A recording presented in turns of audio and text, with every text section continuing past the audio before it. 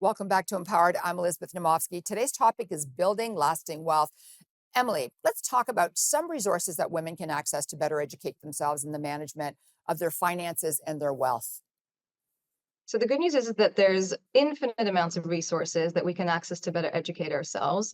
First and foremost, I would say if you have an investment counselor or professional that you're working with, they are a great resource to go to first because they know you and your personal situation and they can tailor their advice to you.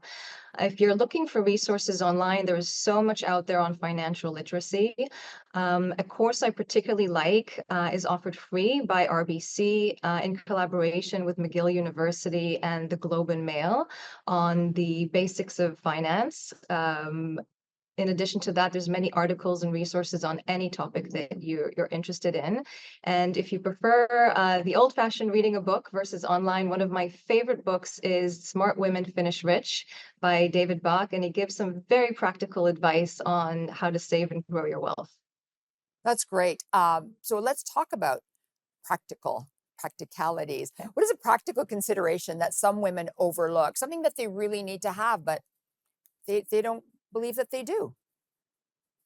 So one thing that seems very simple but is very often overlooked is owning your own bank account. And this is probably one of the key pieces of advice that I give any client, women or men.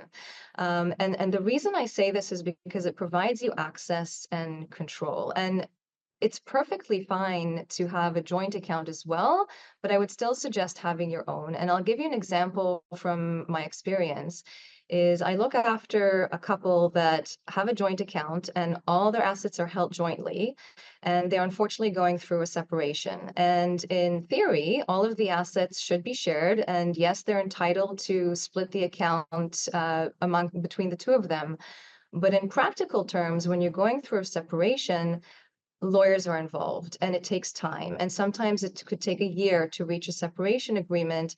In the meantime, you need to access resources to pay those lawyers, to pay your living expenses. And we now find ourselves in a situation where neither of them can access the funds in the account because they each need to agree for the other to release the funds. And so it's a very unfortunate, stressful situation. And this could have been avoided if, in addition to the joint account, they each had their own separate account with a few assets that they could rely on. Yeah, and I think it's important because some people think that, oh no, I have a really good relationship and I shouldn't have my own bank account. But we saw during, the lockdown, so many women were at home with their abusers and they couldn't leave because they didn't have their own bank account. So regardless of what type of a marriage you're in, whether it's fantastic or middle of the road or worse, you should always have your own bank account. I'm so happy that you brought that up. I also want to go into why is it important to ensure that you have money set aside for unexpected costs? It's a great question, Elizabeth. So, unforeseen expenses can happen. We could have car travel, we could have repairs that come up in the home, childcare, we could lose our job and it could take months to find a new one. So, it's really important if we can to try and set some money aside in our bank account, maybe personal bank account. And what we're really trying to avoid is having to use our credit card or dip into lines of credit and start ramping up very high borrowing costs.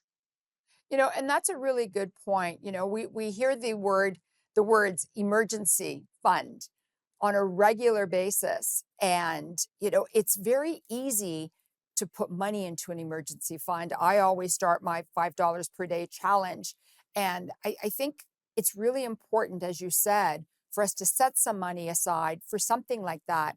I want to talk to you now about having joint accounts with your children. And if we run out of time, we'll continue on after the commercial break. What are your thoughts about having joint accounts with children?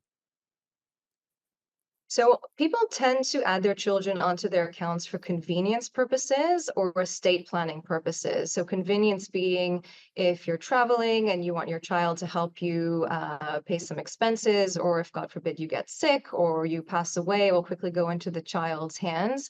But some key considerations to keep in mind is that once you add your child onto your account, they are now a legal owner of that account.